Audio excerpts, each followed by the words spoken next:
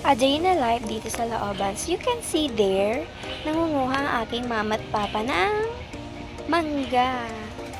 Kasi pwede na siyang pahinugin. Ang kinukuha nilang mangga ay manggang kalabaw. Yes! Tayo magpapahinog ng mango. At makikita nyo dito paano ko patutuluin yung dakta ng mangga. Kasi nga, para hindi siya madakta kapag kinain mo. Siyempre, pag kumain ka ng mangga, mas okay na yung dire-diretso kaysa yung mabibilaukan ka kasi mapupunta sa lalamon na may dagta. And I don't like that kasi mauubo ka.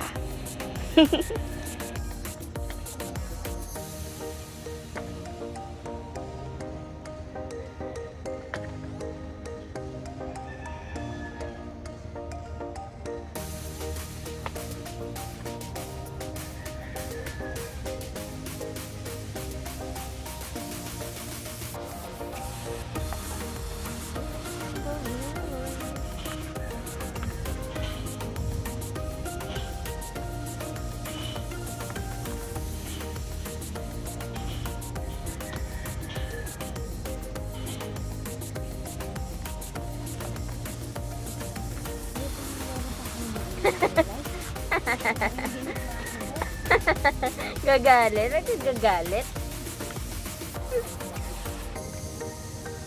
We have here the calabaw.